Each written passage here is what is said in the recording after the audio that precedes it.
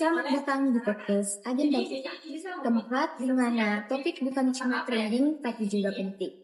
Saya Rizba sebagai host pada hari ini di podcast Agenda Kita. Tentunya saya tidak sendirian. Saya ditemani oleh seseorang yang mungkin sudah tidak asing bagi teman-teman komunikasi ya. Dan sebelum itu, hari ini kita akan membahas tentang topik yang bisa dibilang cukup menentukan isi pikiran kita sehari-hari, yaitu teori agenda setting. Nah, hari ini saya sangat bersyukur memiliki partner yang sangat effort dari BTP ke Samata hanya untuk menemani saya sharing session atau berbincang-bincang di podcast Agenda Kita pada hari ini. Mungkin langsung saja, ini dia Kak Nisa, seorang mahasiswi ilmu komunikasi yang juga sedang belajar mendalami dunia komunikasi. Mungkin kita kenalan dulu yuk. Halo semuanya, perkenalkan nama saya Nur Anissa. Saya mahasiswi semester 4 jurusan ilmu komunikasi. Oke, sebelumnya terima kasih sudah mengundang saya sebagai narasumber di podcast Agenda Kita kali ini.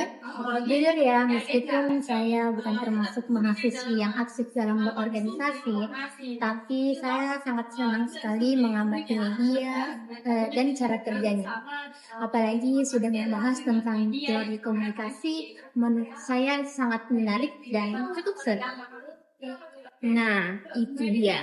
Justru perspektif seperti Kanisa ini sangat penting karena teori komunikasi bukan cuma buat aktivis kampus, tapi buat siapa saja yang hidup di era digital. So, langsung saja kita bahas apa sih teori agenda setting itu dan kenapa teori ini penting banget buat kita pahami.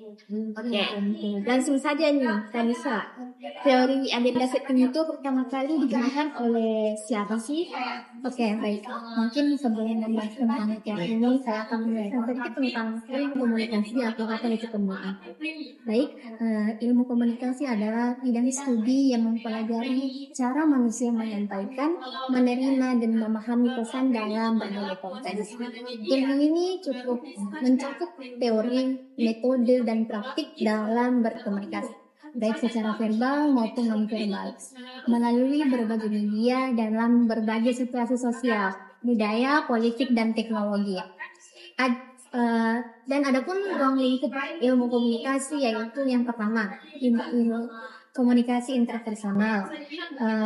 Studi ini tentang komunikasi antar individu, bagaimana kita berinteraksi dengan orang lain dan bagaimana cara kita berkomunikasi dengan baik dengan orang lain. Yang kedua itu komunikasi massa. Komunikasi ini mempelajari bagaimana media massa, televisi, radio, surat kabar, internet menyampaikan informasi kepada masyarakat luas. Yang ketiga itu komunikasi organisasi. Komunikasi yang fokus pada lingkup organisasi, perusahaan, dan institusi pendidikan. Yang keempat itu komunikasi politik. Komunikasi ini mengkaji bagaimana pesan-pesan politik disampaikan dan diterima oleh masyarakat. Yang kelima itu komunikasi pemasaran dan public relations. Tentu saja komunikasi ini berfokus pada strategi komunikasi untuk memperkenalkan produk atau brand yang mereka miliki. Dan yang terakhir itu komunikasi digital atau media sosial, mempelajari pengaruh dan strategi komunikasi dalam era digital dan penggunaan. Dan ini saja ya tentang teori agenda setting. Teori ini pertama kali dikenalkan oleh Maxwell, Ernest Holmes, dan Donald L. Shaw pada tahun 1972 melalui studi mereka tentang pemilihan presiden di Chapel Hill, North Carolina. Mereka menemukan bahwa media massa memiliki kekuatan untuk menentukan isu-isu yang dianggap penting oleh publik. Dengan menonjolkan berita tertentu dalam pemberitaannya.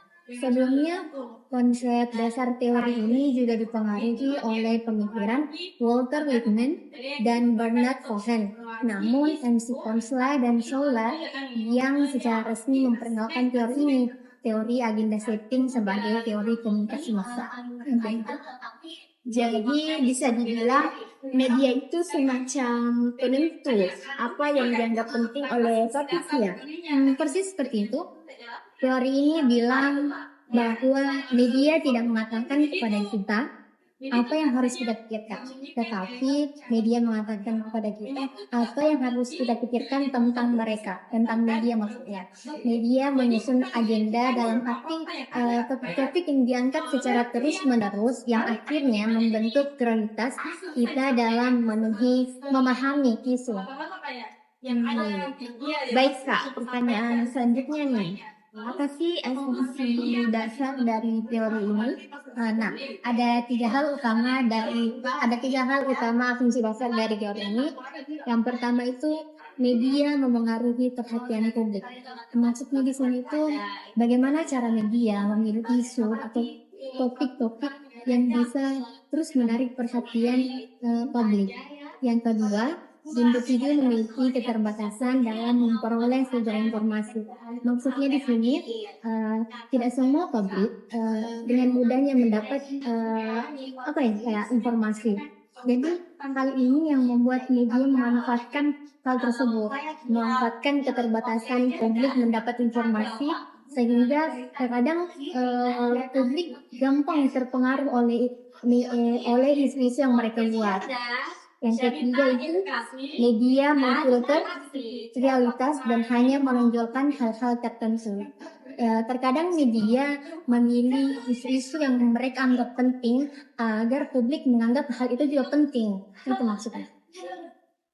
Berarti media bisa jadi sangat progresif ya, tapi ini juga bisa buat kita bias kalau tidak tuntas. Ya, makanya penting banget untuk belajar teori ini biar kita bisa lebih waspada dan kritis dan tidak mudah menerima isu-isu yang belum tentu kebenarannya. Boleh nggak nih Kak, teman-teman podcast agenda kita diberi contoh yang nyata dari penerapan teori ini biar makin relate. Boleh. Contoh paling gampang itu isu pemilu. Biasanya media akan fokus memberitakan kandidat tertentu entah karena kontroversial, prestasi, atau sekedar sering muncul. Lama-kelamaan, publik jadi lebih tahu dan membicarakan kandidat itu meskipun belum tentu kandidat tersebut paling layak.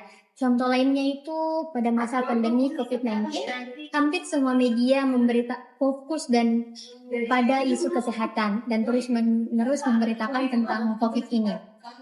Isu kesehatan contohnya kayak protokol dan vaksin. Hasilnya masyarakat pun menjadikan itu topik utama, bahkan di grup WA keluarga pun itu menjadi topik yang utama. Dan hal ini yang dimaksud dengan efek agenda setting. Tapi apakah teori ini masih relevan sekarang?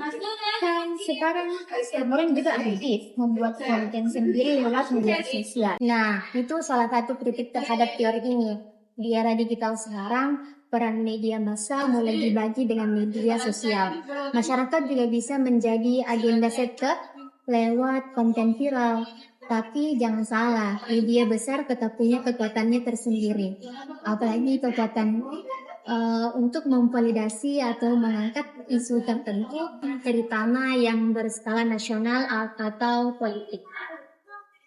Jadi kesimpulannya, teori agenda setting menjelaskan bagaimana media massa bisa mempengaruhi perhatian dan prioritas publik terhadap isu tertentu.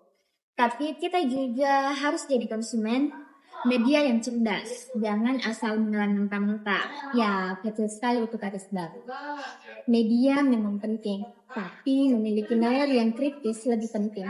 Karena apa yang kamu pikirkan bisa jadi ditentukan oleh apa yang kamu lihat dan dengar dari media.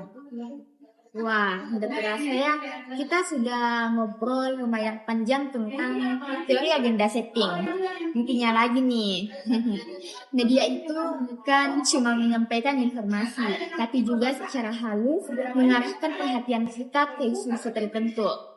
Mereka mungkin tidak mengatakan kamu harus memikirkan A atau B, tapi dengan terus-menerus menampilkan topik tersebut, mereka sebenarnya sedang bilang ini penting, kamu harus memperhatikan ini.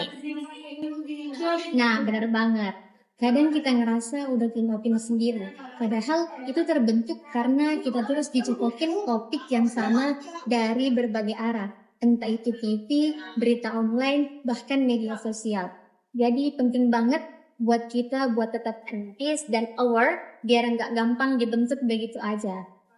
Ya, itu dia kenapa podcast ini bernama Agenda Kita. Karena kita ingin mengajak teman-teman semua untuk sadar bahwa agenda publik boleh cuma ditentukan media, tapi juga harus kita pikirkan sama-sama.